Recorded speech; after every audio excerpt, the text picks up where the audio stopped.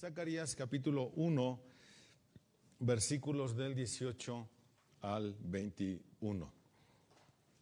Y antes de comenzar con la introducción y con todo, hermano, te pido por favor que me acompañes en oración para que el Señor sea con nosotros en esta mañana. Eterno Padre, te alabamos, mi Señor, te bendecimos, te damos muchas gracias. Gracias, mi Dios, por guardarnos durante la semana y permitirnos estar aquí para venir y alabar tu precioso y santo nombre y preparar, Señor, todo esto, cantos, clase, todo, mi Dios, para que tu hermosa palabra sea expuesta y brille, Señor, en nuestros corazones como recurrentemente sucede. Apelando siempre, Padre, al Espíritu Santo, que sea con mis hermanos para que puedan ellos comprender el mensaje claro, que el mismo Espíritu Santo, mi Dios, sea conmigo para que pueda yo exponer con esa claridad que se requiere. Y Señor, para que por encima de cualquier cosa tu nombre sea glorificado. Bendito seas, Señor, por este tiempo. Habla nuestro corazón, que veamos, mi Dios, cómo tú nos guardas a lo largo de toda nuestra vida para que logremos cumplir con un propósito. Rogamos tu preciosa bondad, Dios, por los méritos de nuestro Señor Jesucristo en la cruz del Calvario. Amén. Bueno, ya leímos Zacarías 1 del 18 al 21. No lo voy a leer ahorita.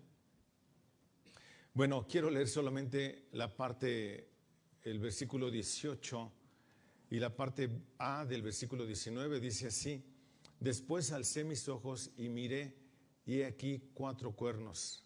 Y le dije al ángel que estaba conmigo, ¿qué son estos? Y él me respondió, estos son los cuernos que dispersaron a Judá, a Israel y a Jerusalén. ¿Qué está pasando aquí con Zacarías? Bueno, el Señor le está revelando a Zacarías visiones y o sueños en los cuales le está, valga la redundancia, le está mostrando lo que ha de acontecer después del exilio en Babilonia. Pero yo quiero hacer una pregunta y la quiero dejar en el aire, no quiero que nadie la conteste. ¿Dios habla hoy a través de sueños? ¿Dios habla hoy a través de circunstancias? ¿Dios habla hoy a través de su hermosa palabra? Para poder entender esto con la mayor puntualidad, hermano, me voy a tomar un tiempo de esta exposición para explicar cómo Dios se ha revelado a través de los tiempos, para que tú y yo podamos tener hoy un canon bíblico completo, para que tú y yo podamos tener en nuestras manos un canon bíblico completo. Es muy interesante porque a lo largo de la historia Dios se reveló siempre de forma progresiva. ¿Qué significa esto? Que Dios no dio toda la información de inmediato. Por ejemplo, si nosotros volteamos a ver el Génesis, y los últimos capítulos de Génesis nos hablan del cumplimiento de los sueños de José. ¿Se acuerdan de eso? Cómo al final de cuentas los hermanos de José, después de que muere su padre, ellos tienen miedo de José por lo que le habían hecho. Y los hermanos se ponen de acuerdo y dicen, oye, vamos a hablar con José, porque no vaya siendo que esté enojado por lo que le hicimos y ahorita que no está nuestro padre, vaya a arremeter contra nosotros. Y ellos van y le piden perdón a José. Oye, José, perdónanos por lo que te hicimos. ¿Y se acuerdan cuál es la respuesta de José? Pero Dios lo hizo para bien. Esto concuerda perfectamente, hermanos, con lo que dice Romanos en el capítulo 8, que a los que aman a Dios, todas las cosas cooperan para bien, ¿cierto? Entonces, ¿ya te fijaste cómo la revelación de Dios fue progresiva? De tal forma que el mismo Moisés, que es el autor del Pentateuco, él no tenía la revelación completa de Dios. La ley tampoco era la revelación completa de Dios. A lo largo del tiempo se completó este libro, que es una biblioteca. Por eso se llama Biblia. Porque es una biblioteca, un compendio de ¿cuántos libros? 66. Que comienza con y termina con Apocalipsis. ¿Ok? Pero eso ya es extra, hermano. Los mapas son el número 67 de los libros. Los mapas siempre están al final, hermano, y hay que saber también ubicarlos para saber lo que me está diciendo. Entonces, Dios tiene una revelación progresiva. Hoy nosotros tenemos una revelación completa. Pero, ¿qué son los sueños? ¿Qué son los sueños? Dios usó sueños y visiones en varias ocasiones en la Biblia para comunicarse con la gente. Escuchen mis palabras. Dios usó del verbo, ya no usa. Verbo pasado, hermano, de ya no, pero en Números, en el capítulo 24, solamente anótelos, yo los voy a citar para hacer un poquito más rápido esto. En Números 24:4 dice, dijo el que oyó los dichos del Señor, el que vio la visión del Omnipotente. ¿Ya te fijaste cómo Dios habla? Y otra vez vemos el ejemplo también de José. Las visiones parecen haber sido lo suficientemente comunes como para que se notara mucho su ausencia. Eran comunes. La ausencia de visiones se debía a veces a la escasez de profeta. Por eso en ocasiones no había visiones, no había sueños, porque no había profetas. Como lo dice el primer libro de Samuel en el capítulo 3, versículo 1, cito, el joven Samuel ministraba a Jehová en presencia de Elí, y la palabra de Jehová escaseaba en aquellos días. No había visión con frecuencia. ¿Ya notaste? Y otras veces no había revelación de Dios a causa de la desobediencia del pueblo. Primero de Samuel, capítulo 28, versículo 6. Y consultó Saúl a Jehová, pero Jehová no le respondió ni por sueños, ni por Urim, ni por profetas. ¿Por qué no le contestó a Saúl? Porque Saúl estaba haciendo lo incorrecto. Lo incorrecto. Hoy, hermano, tratemos de aplicar esto a nuestros días. Me voy a tomar un buen tiempo para explicar todo esto que tengo que hacer hoy, hermano. Hoy, si tú pecas, ¿Dios te deja de hablar? ¿Cómo habla Dios hoy? A través de su palabra. Bendito sea Dios entonces que tenemos el canon bíblico completo. Y si quieres saber más acerca de todo esto, te invito a que leas un libro, se llama La Biblia, ¿cómo se convirtió en libro? De Terry Hall. Es un gran libro este, te puede ayudar bastante a comprender todo esto. Pero Dios habló a final de cuentas, tanto en el Antiguo Testamento como en el Nuevo Testamento. Dios habló. Dios usó las visiones en el Antiguo Testamento para revelar su plan, para promover su plan y para poner a su pueblo en lugares de influencia. Por ejemplo, vemos a Abraham en el capítulo 15, versículo 1 de Génesis. Cito, después de estas cosas vino la palabra de Jehová a Abraham en visión. ¿Qué está teniendo Zacarías? Visiones, quizá eran sueños. Vino Abraham diciendo, no temas, Abraham, yo soy tu escudo y tu galardón será sobremanera grande. Dios le está diciendo a Abraham quién es Dios para él y cómo lo va a poner en una posición prominente.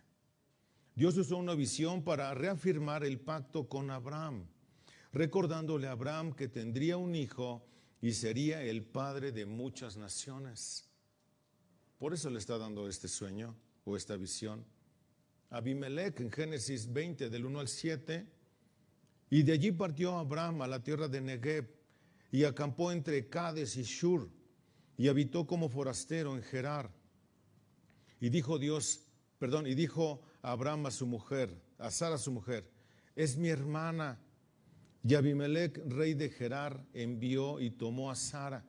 Pero Dios vino a Abimelech en sueños de noche y le dijo, he aquí, muerto eres a causa de la mujer que has tomado, la cual es casada con marido.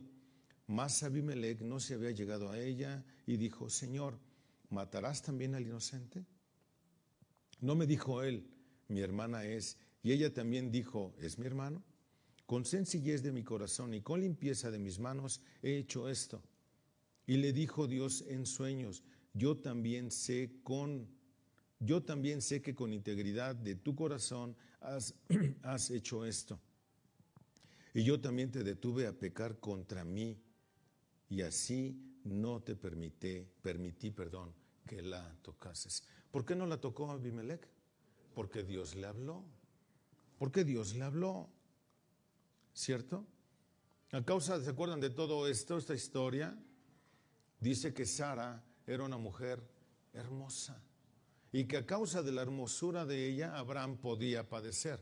Por eso acordaron que la iba a estar presentando como su hermana. Obviamente, hablando de José, una vez más, toda esta narración que encontramos en Génesis, que ya les comencé a decir, cómo Dios le muestra a José desde un principio que el sol y la luna se inclinan ante él, junto con dos estrellas, y su padre se enoja cuando le revela el sueño, ¿se acuerdan? Él dice, ¿qué acaso crees que tu madre y yo nos vamos a inclinar ante ti? Aún eso costaba mucho trabajo entenderlo. Pero al final de cuentas, cómo Dios va resguardando al mismo José para que se cumpla su propósito. Hasta que pasa esto. ¿Y qué pasa con Faraón? ¿Qué pasa con Faraón? Faraón endurece el corazón, aunque recibe la revelación de parte de Dios en todo Génesis 41. 2 años después, el propio Faraón tuvo un sueño que José interpretó. El propósito de Dios era que José se convirtiera en el segundo al mando de Egipto y que salvara a los egipcios y a los israelitas de una horrible hambruna. ¿Se acuerdan de todo esto? Dios le reveló a Faraón. José es quien interpreta el sueño, pero Dios es hablando a través de los sueños, ¿cierto? Con Salomón en el primer libro de Reyes. Fue un sueño que Dios le dio a Salomón, la famosísima oferta, pide lo que quieras que te dé. Y Salomón escogió sabiduría y, por cierto, fue el hombre más sabio de aquel tiempo. ¿Dios ha hablado a través de sueños y visiones en el Nuevo Testamento? La respuesta es sí. Dios ha hablado en sueños y visiones en el Nuevo Testamento. La pregunta es, ¿por qué? ¿Por qué en el Nuevo sigue hablando a través de sueños y visiones? Y la respuesta está exactamente en lo primero que dije, lo primeritito que dije, que es que se tenía la revelación de la palabra de Dios completa. No, ¿cómo era? Progresiva. Cada vez venía siendo más y más y más y más, hasta que se completa el canon. Entonces, ¿cuál es la razón por la cual Dios habla en el Nuevo Testamento a través de sueños? Porque el canon no está completo. Porque el canon no está completo. Perdóname. Y el viejo es el que está predicando hoy también. ¿Ok? Entonces, las visiones en el Nuevo Testamento también sirvieron para proporcionar información que no estaba disponible en otros lugares. Específicamente, Dios usó visiones y sueños para identificar a Jesús y establecer su iglesia. Fíjate para qué fue y cuáles son mis palabras. Para establecer su iglesia. ¿Ok? Por ejemplo, podemos leer Zacarías en el capítulo 1, versículos del 5 al 23. Es toda esta historia que encontramos acerca de Zacarías. ¿Quién era Zacarías? Un sacerdote que ministraba en el templo. ¿Quién era su esposa? ¿Quién fue Zacarías, hermanos? Juan el Bautista. ¿Quién era su esposa? Elizabeth. Hermanos, órale, órale. Dios utilizó una visión para decirle a Zacarías, un viejo sacerdote, que pronto tendría un hijo muy importante. ¿Se acuerdan cuál fue la respuesta de Zacarías? ¿Creyó? No. ¿Qué le pasó? A causa de eso, incredulidad. Pero cómo Dios le habló a través de una visión. ¿Cierto? Y al final de cuentas le dice, de aquí a que nazca el niño vas a permanecer mudo. Y una vez que nace el mudo, perdónenme, una vez que nace el niño, se le acabó la mudez y pudo decir con puntualidad cómo se había de llamar el niño. ¿Ok? Vaya, José, hermano. José, capítulo 1 de Mateo. José se hubiera divorciado de María, al no ser por una visión de un ángel que le dijo, hey, no te vayas a divorciar, Fer. No vayas a romper el compromiso que ya tienes con María a causa de que esté nada. Ay, qué exagerado eres, nada más porque está embarazada. Qué exagerado me saliste. Pero sabe que lo que en ella es engendrado es ¿de quién? Del Espíritu Santo. Cómo Dios sigue hablando, ¿cierto? Y también, por ejemplo, con Ananías. En Hechos capítulo 10, versículos del 1 al 6, Dios habló a un centurión italiano llamado Cornelio. Dije Ananías, estoy citando otro, perdóneme. Ananías, Hechos 9:10, para convencer a Ananías, un cristiano de Damasco, que visitara a Pablo, el perseguidor de los cristianos. ¿Se acuerdan que le habló en sueños? Después de que el Señor llama a Pablo cuando va camino a Damasco, allá en Hechos, todo Hechos capítulo 9. Y por supuesto, Cornelio, en Hechos 10, del 1 al 6. Dios habló a un centurión italiano llamado Cornelio, quien temía al Dios de los judíos. En su visión, Cornelio vio a un ángel que le dijo dónde encontrar a Simón Pedro y que enviara a buscarlo y escuchara su mensaje. Cornelio obedeció la visión. Pedro vino, predicó y Cornelio y su casa, que eran todos gentiles, creyeron al Evangelio. ¿Dios habla por visiones? Sí, hermanos. Sí. ¿Dios puede hablar hoy por visiones, hermanos? ¿Por qué razón? Por esa simple y sencilla razón. Si Dios quisiera revelar algo, Él lo puede hacer. Es más, puede escribir en el cielo lo que Él quiera, porque Él es Dios. El que tengamos el canon bíblico completo no significa que Dios no lo pueda hacer. Él lo puede hacer, hermano. Él lo puede hacer. Por una simple y sencilla razón. Él es Dios. Nada más por eso. ¿Cierto?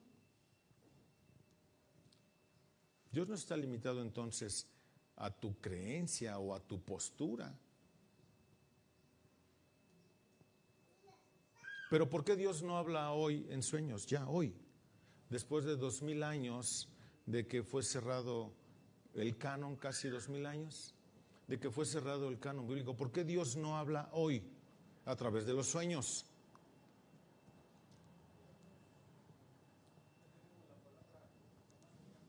Nada más por eso. Nada más por eso. Aunque la Biblia está completa, Dios no tiene que usar los sueños y las visiones como lo hizo antes. Esto no quiere decir que no lo pueda hacer.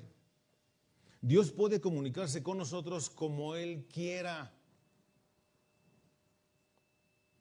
No obstante, cuando tenemos que tomar una decisión, hermano, nuestra primer parada debe de ser siempre la Biblia.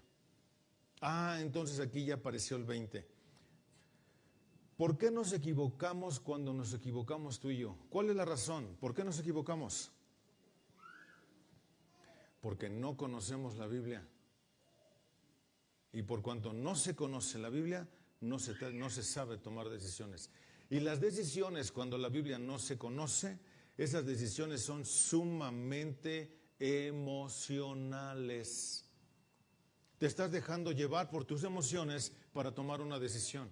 Y siempre que tomas una decisión bajo tus emociones, siempre vas a pecar. Siempre. ¿Me explico? El mismo Espíritu Santo no impulsa en ocasiones a hacer ciertas cosas. Pero ¿cómo saber cuando es obra del Espíritu Santo y cuando no? ¿Cómo saber que Dios está contigo y cuando no? ¿Cómo puedes lograr saber eso? Hermano, quiero que regresemos con José, el famosísimo soñador. José logró ver en perspectiva el sueño que había tenido acerca de su familia. La respuesta es no. Cuando pasan todas las cosas, que ya se murió su padre, José las logra ver como en retrospectiva. ¿No es cierto? En retrospectiva. ¿Es fácil ver a Dios en perspectiva? No.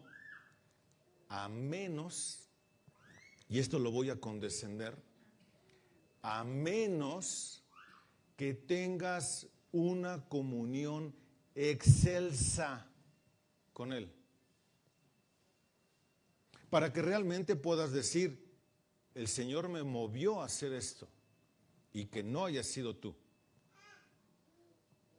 De otra forma no sucede, ¿eh? Ahora, siendo muy honestos, por favor no se vayan a chamuscar, siendo muy honestos, ¿quién tiene una comunión tan excelsa de los que estamos ahorita aquí como para que pueda decir, es por el Señor esto, esto y esto? Hermano, necesitamos no cavilar nunca jamás para verdaderamente lograr ver a Dios. ¿Cómo es que es tan sencillo dejar de ver a Dios? Es sencillo dejar de ver a Dios, es exageradamente sencillo y peligroso. ¿Cómo puedes dejar de ver a Dios? Deja de orar, deja de leer y deja de congregarte. Si leyendo, orando y congregándote andamos regando el tepache, ¿no es cierto? No se sabe tomar decisiones, ¿no es cierto? Ahora imagínate si lo dejas de hacer. ¿No lo dice Pablo con claridad en la carta a los romanos, hermanos? Pongan un dedo ahí en Zacarías. Vamos a Romanos. Romanos en el capítulo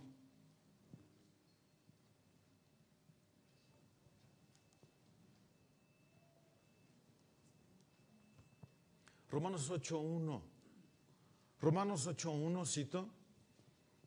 Por consiguiente, no hay ahora condenación para los que están en Cristo Jesús, los que no andan conforme a la carne, sino conforme al Espíritu. ¿Ya te fijaste para quienes no hay condenación? Aquí la Biblia es muy radical, hermano. La palabra de Dios es radical. Y quiero que pongas mucha atención. El texto no dice, por consiguiente no hay ahora condenación para los que de repente están en Cristo y de repente están en la carne.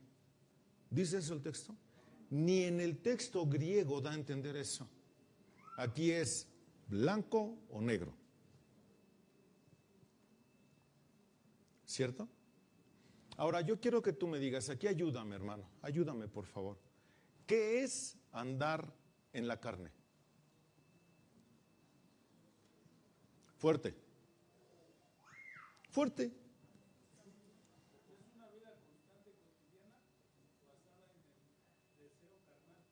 Ok. Ok. ¿Alguien? ¿Beto? Es dejarte llevar o mover por tus emociones y pensamientos humanos. Ok. Eso ya fue más específico. Eso ya es más específico. ¿Cómo qué? Díganme algo, si ya son bien teológicos, pero ahora díganmelo así, de lo que ustedes hacen. Bueno, de lo que ves que hace el de tu al lado, el de tu lado. A ver, Jorge.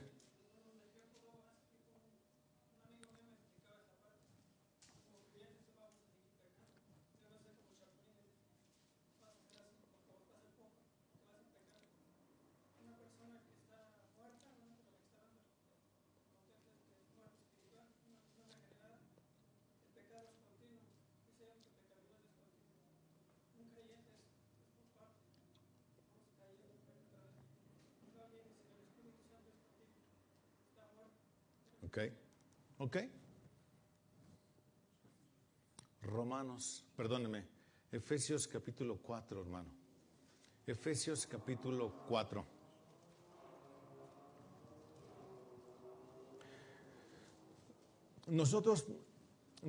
¿Cuál es la intención de que Dios en su infinita bondad y misericordia nos haya dejado ya a nosotros, a esta generación, el canon completo? ¿Cuál es la intención? La propia Escritura da ese testimonio y dice que es para que no pequéis. Entonces, cuando uno que dice que es cristiano está peque y peque y peque y peque y peque y peque y peque y peque y peque, ¿es una evidencia de ser cristiano? No. Un cristiano puede estar así y paz, pero se va a levantar y va a seguir. Y a lo mejor se vuelve, sácatelas. Y dice la Escritura que son diversas pruebas, o sea, de diferentes maneras. Y yo tengo la impresión de que estas pruebas, cada vez que son superadas por nosotros, cada vez son más difíciles. Así que lo que tú crees que ya pasaste, que es súper complicado, agárrate, porque la que sigue es más complicada. ¿Ok? Pero dice Pablo en la carta a los Efesios, en el capítulo 4, versículos del 24 en adelante, cito, 23, perdón, y que seáis renovados en el espíritu de vuestra mente, y os vistáis del nuevo hombre, el cual a la semejanza de Dios ha sido creado en la justicia y santidad de la verdad. Por tanto, o a consecuencia de que eres un hombre nuevo, una mujer nueva, dejando a un lado la falsedad, hablad verdad cada cual con su prójimo, porque somos miembros los unos de los otros. ¿Qué hace una persona regenerada? Una persona regenerada oculta información. No, hermano. Una persona regenerada es abierta. ¿Cierto? Si tú estás en el ministerio y no puedes cumplir, por la razón que sea, ¿cómo debe de ser tu excusa? Transparente. ¿Cierto? No puedo llegar, pastor. Esta es la razón. Tan. A lo mejor no se lo vas a comunicar a toda la iglesia, pero sí al responsable y o los responsables de cada asunto a resolver.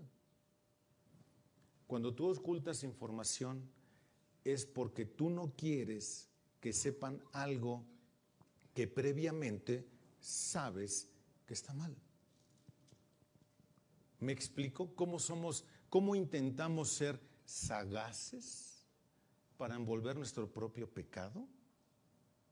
Ahora dice, airaos pero no pequéis. Airaos pero no pequéis. No se ponga el sol sobre vuestro enojo, ni deis oportunidad al diablo. El que roba no robe, sino más bien que trabaje haciendo con sus manos lo que es bueno, a fin de que tenga que compartir con el que padece necesidad. No salga de vuestra boca ¿qué? Ninguna palabra corrompida. Hermano, esto no está limitado, y lo voy a decir así con esa claridad, no está limitado literalmente a groserías. No está limitado a eso. Con que tú digas, pues a mí qué, eso es suficiente, hermano, ya está corrompido eso. ¿Por qué está corrompido? Porque esa no es la voluntad de Dios en nuestro expresarnos. Eso sale de lo profundo de ti para decirle al otro qué me importa o qué te importa lo que yo estoy haciendo. ¿Me explico?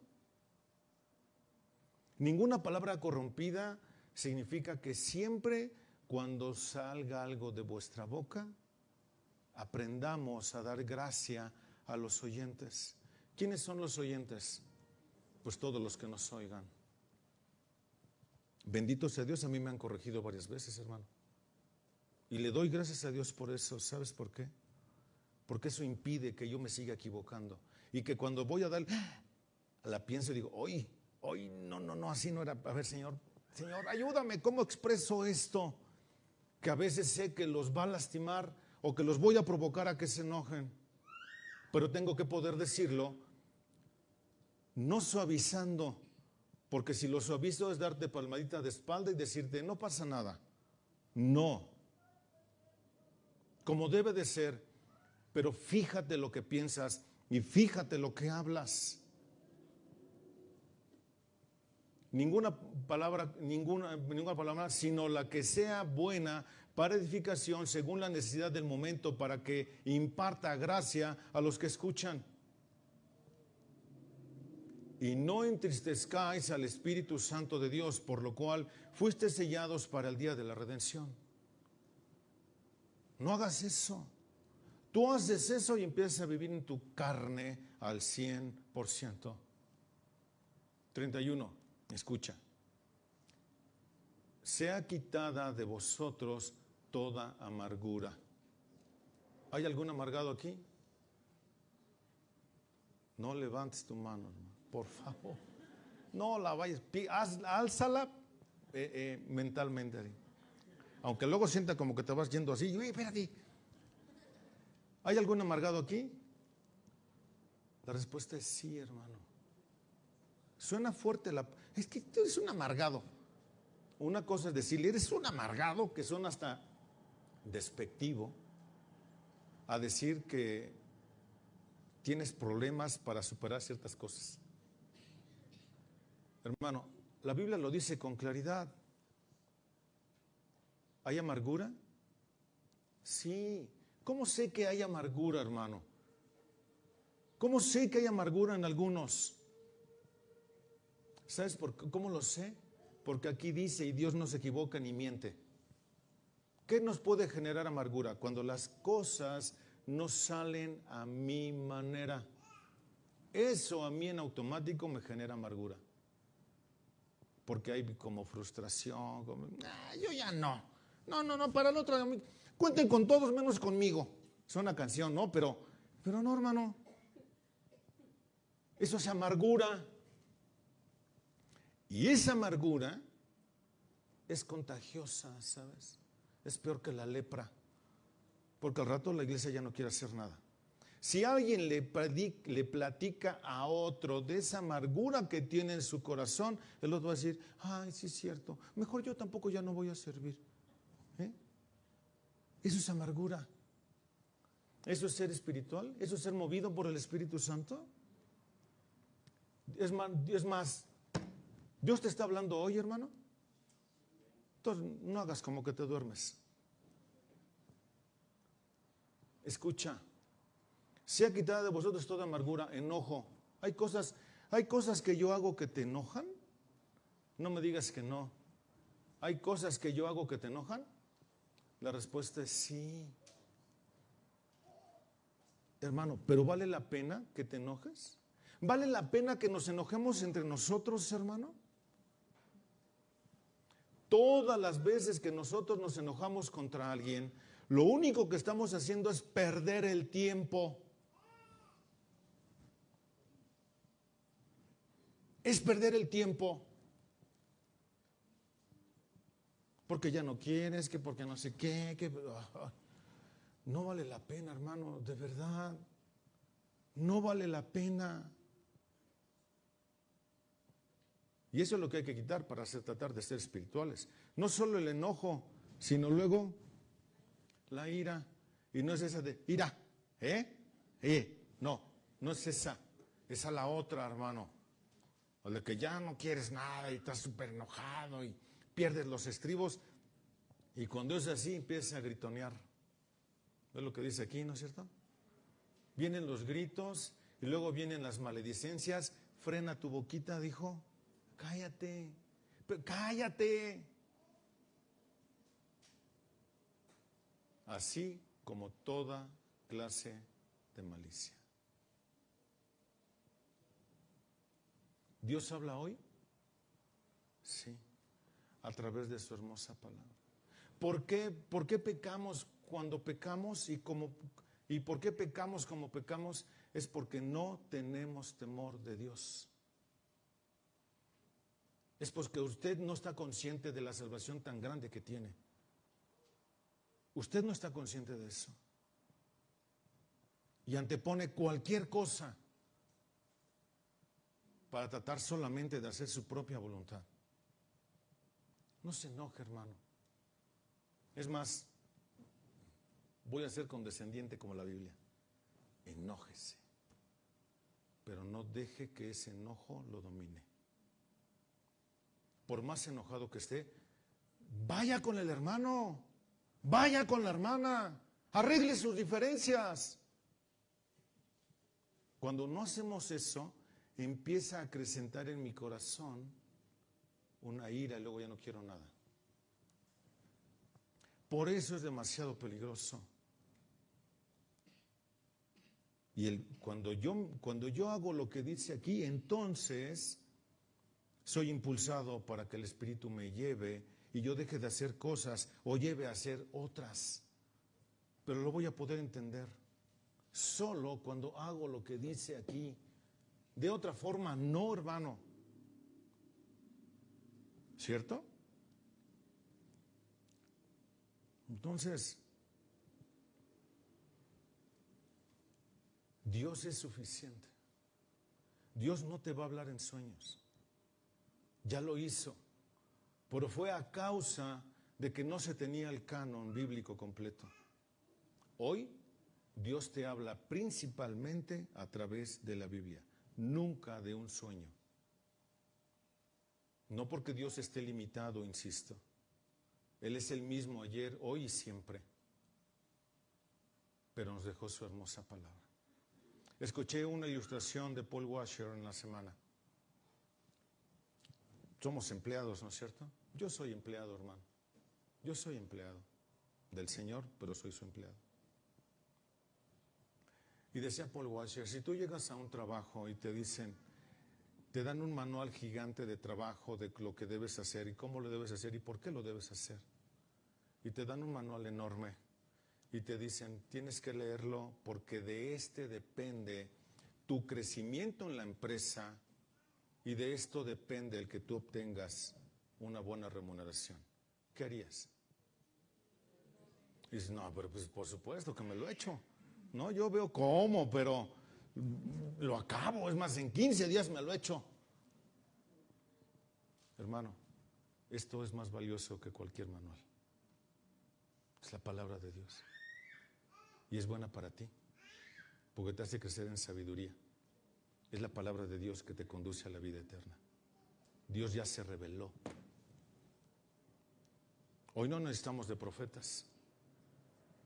Está escrita en un lenguaje humano para humanos. Solamente si hay alguien de aquí que no sea humano, pues entonces sí tiene problemas. Necesitará de otra cosa. Pero es para humanos. Amén.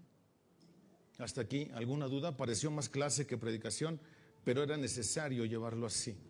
Era muy necesario llevarlo así. ¿Cierto? ¿Por qué lo tenía que aclarar? Porque en el libro de Zacarías, vamos a estar viendo recurrentemente la forma en la que Dios habló a Zacarías para beneficio del pueblo. ¿Cierto? ¿Cómo se llama el sermón de hoy? ¿Tú qué eres, hermano? Más que vencedor por medio de aquel que nos amó y dio a su Hijo por nosotros. ¿Me explico? Así de sencillo. Esta visión de 4 cuernos y de cuatro artesanos es la que encontramos en Zacarías 1, del 18 al 21. Y esta es la segunda visión, y es la más breve de las 8 visiones que Zacarías tiene. Y quizá la más enigmática, aunque el ángel intérprete proporciona cierta información, como en la primera, da cierta información. El versículo 18 dice que hay cuernos, ¿cierto? Hay 4 cuernos. Se dice que representan a las 4 naciones que dispersaron a Judá, a Israel y Jerusalén. Exactamente como lo cita versículos 19, parte B, y el 21, parte B, citó. Estos son los cuernos que dispersaron a Judá, a Israel y a Jerusalén. El mismo texto lo aclara. El 21. Son los cuernos que dispersaron a Judá, de modo que nadie ha podido levantar la cabeza. Pero estos artesanos han venido para aterrorizarlos. ¿A quién van a aterrorizar los artesanos? A los cuernos que arremetieron contra Israel. Los 4 cuernos representan a todas las naciones que han actuado en contra de Israel. A todas las naciones que han actuado en contra de Israel. Se han comportado como animales, literalmente, por eso los pone así, corneando, destrozando, aterrorizando y dispersando a su pueblo por todos los rincones. ¿Sabes de qué tamaño es la fuerza de un toro enojado, hermano? ¿Se acuerdan hace algunos años de Pajarito? Un toro que logró volar las trancas. Hasta le hicieron su monumento allá afuera de la Plaza de Toros de la Ciudad de México. Monumento a Pajarito, el toro que logró volar las trancas. He visto, obviamente en la televisión, he visto cómo toros enojados, hermanos, con ese gran cuellísimo que tienen, logran ensartar un coche y lo levantan con la cabeza. De ese tamaño es. La semana antepasada pasábamos mi esposita, mi hija y yo por Santana. Yo dije, el Señor ya no quiere que venga yo por acá. Pasamos por Santana, fuimos allá por un pan, hermano. Y saliendo de ahí, que se nos viene una vaca de frente corriendo. Yo dije, no, esta sí nos deshace. Chico animalón. Y lo único que hice fue orillarme, esperar el trancazo. Gracias a Dios se dio la vuelta y fue para el otro lado. Pero, ¿de qué tamaño es? Esta es la agresividad de la que está hablando Zacarías, de estos cuernos. Esto comenzó, estos 4 cuernos que arremeten contra Israel, esto comenzó en la segunda mitad del siglo 8 a.C., con los ataques de Asiria sobre Israel, el reino del norte, y culminó con la caída de Samaria en el año 722 a.C. y continuó a finales del siglo VII y principios del VI a.C., con ataques similares por parte de los babilonios contra el reino del sur, hasta culminar con la caída de Jerusalén y la destrucción del templo en el año 587.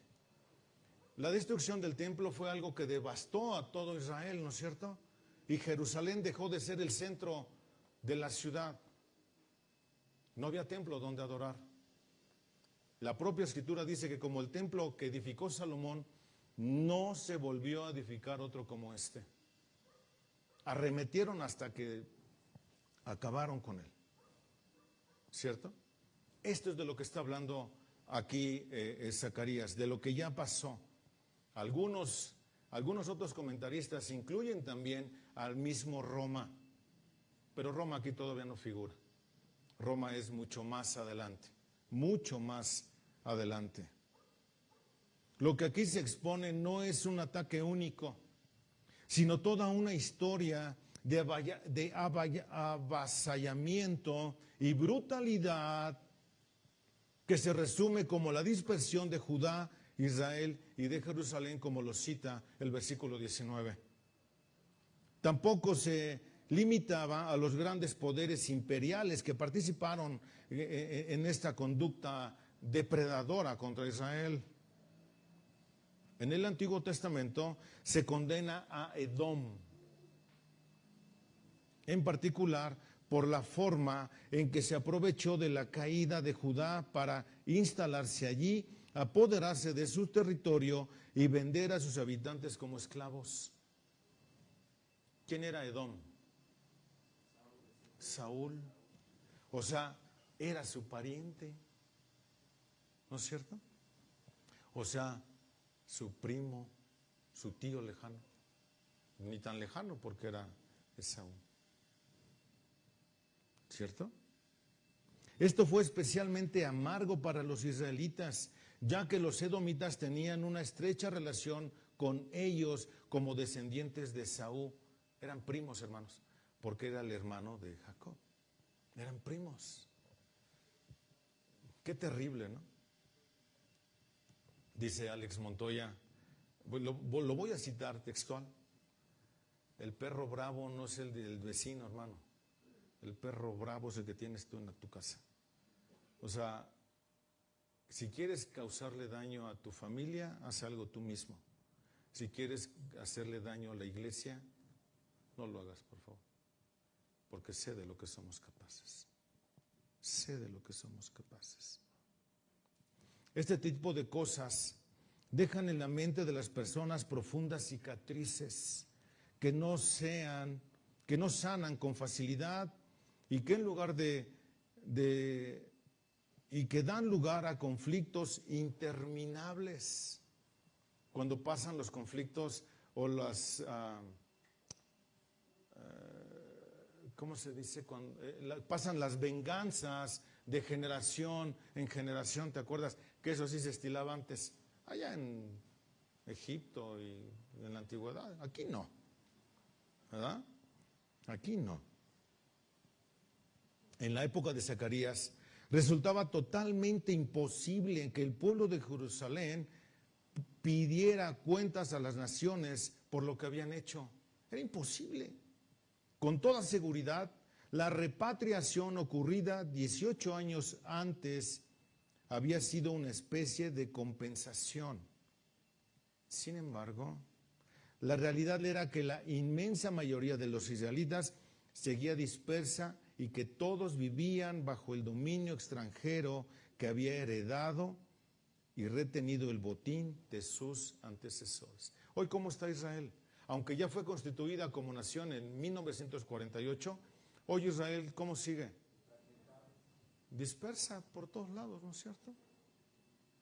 Cuando oigan que todos regresan, aguas, hermano. Aguas, porque entonces sí, prepara las maletas, porque mira, nos vamos. ¿Ok? He aquí, hoy somos esclavos de Israel. Y en cuanto a la tierra, tú, Dios, diste a nuestros padres para comer de sus frutos y de sus bienes, y su abundante fruto es para que los reyes que tú pusiste sobre nosotros, los cuales dominan nuestros cuerpos y nuestros ganados, como les place, y en gran angustia estamos. ¿Cómo siguen los pleitos allá con Israel y a causa de qué? Porque ambos pelean que es de ellos, ¿no es cierto? Y es un conflicto generacional, hermano. ¿Ya te diste cuenta entonces de lo que está hablando? Y que estas visiones, estas 8 visiones van a culminar con el Mesías que según Zacarías está por llegar. Obviamente para nosotros ya fue, hace 2000 años. Pero ¿cómo apunta hacia allá? Por eso es un Israel triunfante, por sobre todo, ¿cierto? Entonces vemos que era lo que carcomía de continuo en la mente del pueblo y afloraba en oraciones como esta que acabo de leer de Zacarías 9. ¿Quién pedirá cuentas a las naciones por lo que hicieron? El único que puede traerlos a rendir cuentas por lo que han hecho es Dios. Es el único.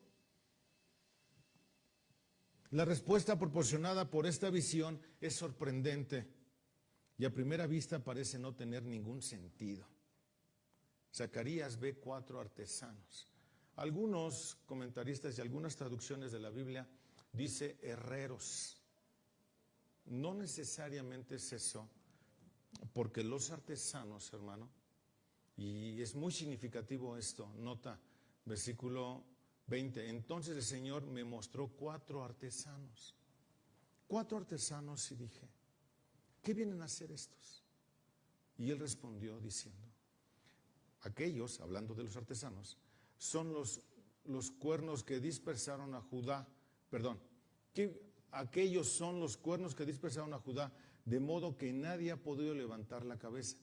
Pero estos artesanos han venido para aterrorizarlos, para derribar los cuernos de las naciones que alzaron sus cuernos contra la tierra de Judá para dispersarla.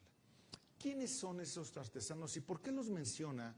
¿Por qué son tan importantes y por qué debería de dar esta visión consuelo a Israel? ¿Por qué, hermano? ¿No son herreros? ¿No es gente? Un herrero recurrentemente es un hombre grueso, así como yo, así bien fornido. Bueno, no tanto, ya siento que esto me está apretando así mucho. Hermano, son los herreros, ¿por qué? Porque trabajan con el calor y están con los fierros, forjando fierros para darle la forma que ellos quieren. Y recurrentemente un herrero en el Antiguo Testamento son hombres que hacen armas, ¿cierto? Aquí no son herreros, aquí no cabe esa traducción como herrero, son artesanos. ¿Y los artesanos para qué fueron usados en el Antiguo Testamento? Para el templo, hermano, para el templo. Entonces, Israel va a ser triunfante porque estos artesanos van a trabajar, van a acabar con esta avasalladora intervención que tuvieron estas naciones que dispersaron e hirieron a Israel y destruyeron el templo. Después del cautiverio en Babilonia es reedificado el templo, no con la misma gloria, pero se requiere una vez más artesanos. ¿Ya te fijaste entonces lo importante, hermano, de que los artesanos que trabajan en este lugar lo hagamos con puntualidad? Los artesanos en el Antiguo Testamento que Dios usó para el templo tenían que ser hombres fieles. ¿A quién? A Dios. Y estos artesanos que menciona aquí seguramente lo son. ¿Qué tipo de artesanos había? Había tejedores, ¿cierto? Había cantores. ¿Qué más había?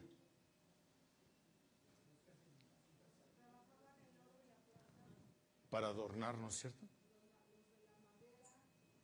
Carpinteros, se me olvida cómo se llaman los que trabajan el oro, pero de esos, orfebres, gracias. Todo eso se necesita, hermano. Pero estos son 4 que van a combatir a estos 4 para que Israel logre estar una vez más en paz. Quiero aplicar esto a la escritura, a nuestra iglesia. ¿Cuántos embates va a recibir la iglesia o ha recibido la iglesia desde que fue fundada? Nunca prometieron que íbamos a estar en miel sobre hojuelas. ¿O sí? Por cuanto a mí me persiguieron, dijo el Señor, a ustedes también. Pero confiad, dijo, yo he vencido al mundo. Somos igual, somos más que vencedores por medio de aquel que nos amó. Pero, hermano, este lugar debe de ser para ti y para mí nuestra trinchera. Este debe de ser nuestro lugar de refugio y donde nos debemos de sentir más seguros que nadie. Por varias razones. Venimos a adorar a Dios.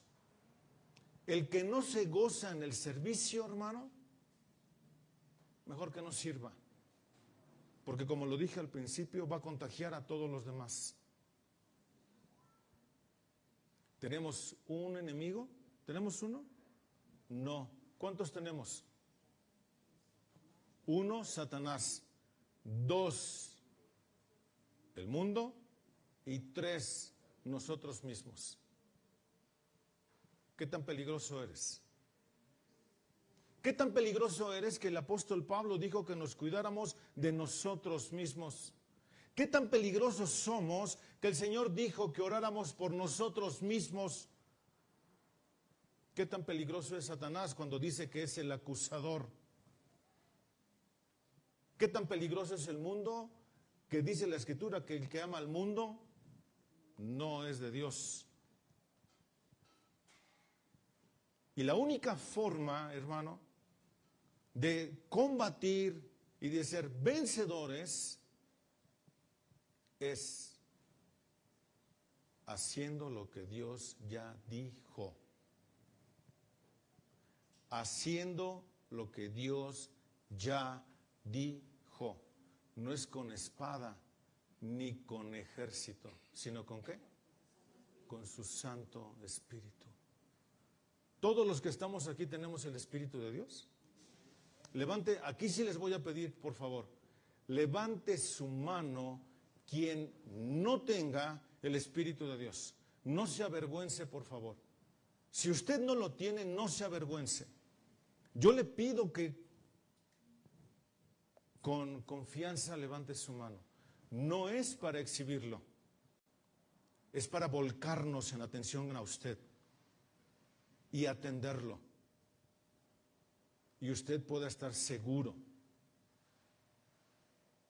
de que usted es un hijo de Dios y de que usted tiene su Santo Espíritu y de que usted a través de esto va a poder ser más que vencedor. No existe otra fórmula. En la clase les dije 3 cosas que el Señor, nuestro Salvador y Redentor, hizo por nosotros y que nos pide hacer. Son 3 cosas que Dios dejó específicamente para el fortalecimiento de nuestra iglesia. ¿Cuáles son?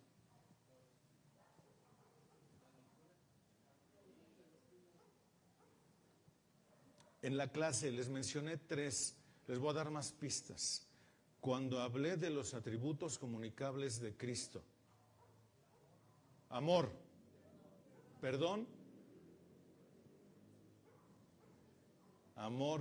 y santidad, hermano. Si nosotros no trabajamos en esto en nuestra iglesia, hermano, vamos a acabar con ella. Vamos a acabar con ella. Porque sin amor no hay capacidad de perdón de pecados. ¿cierto? Sin amor no hay capacidad de redención de mis pecados. O sea, sin amor yo no puedo reconocer que pequé. ¿Yo necesito amor para reconocer que pequé? Sí, hermano. Yo necesito amor para reconocer que pequé en contra de mi hermano y que por amor a él debo de ir, y a lo mejor sin dar mucha explicación, solamente decirle: hermano, perdóname porque pequé contra ti. ¿Requiero de un psicólogo porque me venga a decir esto? Esto es la palabra de Dios, que es viva y es eficaz. Yo requiero del amor para pedir perdón. Y requiero de amor para otorgar el perdón. ¿Cierto? Esto nos va a hacer más que vencedores, más que triunfantes, hermanos. Estos son los artesanos que se requieren hoy en día. ¿Qué ministerio tienes? Todos, en teoría, deberíamos de tener el ministerio de la reconciliación. 1, para estar en reconciliación con Dios. 2, para estar en reconciliación conmigo mismo. Y 3, para estar en reconciliación con mi prójimo. Pero también necesito amor para vivir en santidad. Para vivir en santidad requiero de amor, ¿sabes por qué? Y de perdón. Si yo no amo, y no amo ni a mis semejantes ni a Dios, yo nunca voy a pedir perdón ni voy a condonar un perdón. Jamás. Y acabaré con la iglesia.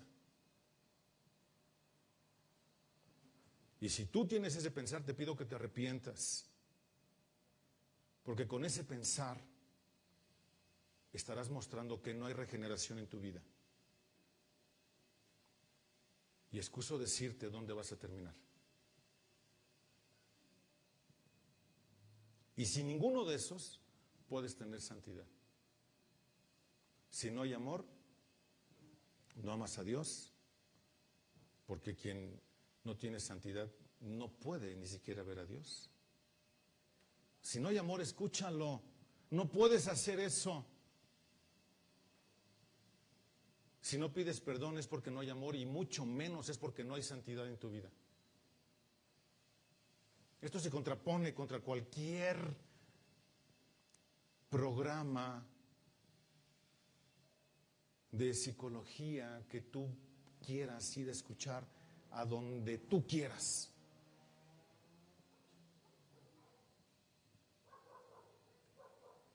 La santidad, hermano, conlleva amor. Porque yo voy a vivir en santidad porque es un atributo comunicable de mi Dios, de mi Redentor. Y esta santidad se va a ver reflejada en que ayer me costó trabajo perdonar a Sultano. Hoy, por cuanto ya lo entendí, voy a ir con Sultano y con Perengano y le voy a decir: mi hermano, perdóname.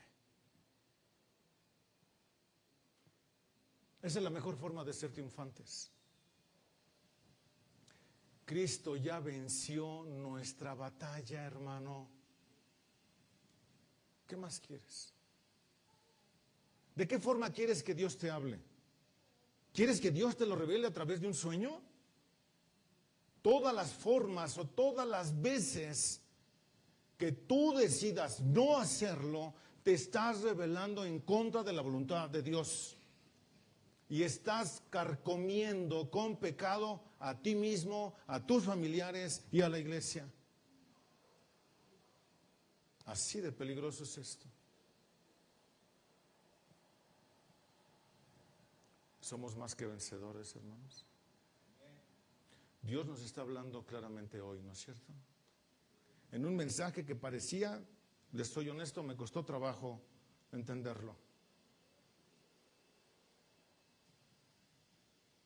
Pero aquí está el Señor hablándonos para salvaguardar nuestra iglesia. Amén. Démosle gracias al Señor. Eterno Padre, agradecemos mucho, Señor, las pruebas que cada uno de nosotros vive. Pero estamos ciertos, Señor, porque esta es la sombra que hay del Antiguo Testamento, que así como preservaste a Israel, y nadie nunca jamás lo ha podido desaparecer de la faz de la tierra, porque hay un propósito específico para él. Así como hubo un propósito específico por medio de que fuera despedazado y dispersado por estos 4 cuernos. Hay 4 artesanos que trabajan tenazmente con ellos para restablecerlos, reconstruirlos, mi Dios.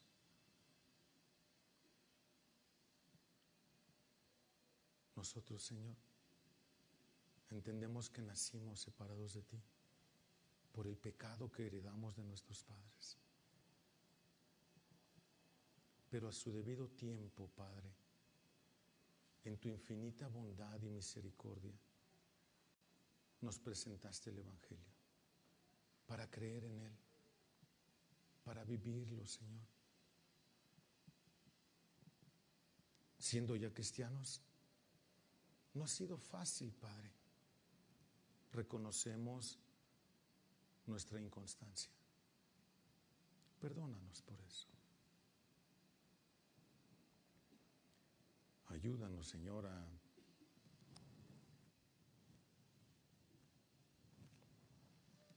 verdaderamente con nuestras actitudes mostrar que te tememos, que te amamos y que te obedecemos. Señor, quita de nosotros orgullo, vanidad, soberbia, porque no solo pecamos contra ti, pecamos contra nosotros, pecamos contra los demás, dañamos y contagiamos a la iglesia. Ayúdanos, Señor, a ser esos artesanos. Un artesano trabaja diligentemente y con mucho detalle por lo que se le pide. Ayúdanos a hacerlos así, Señor. Ayúdanos a vivir así con nuestra salvación. Gracias, Padre, por tu hermosa palabra. Gracias, Señor, porque podemos tener un lugar donde predicarla. Ayúdanos a permanecer fieles a ti, mi Señor. Te damos muchas gracias por todo en el precioso nombre de nuestro Señor y Salvador Jesucristo.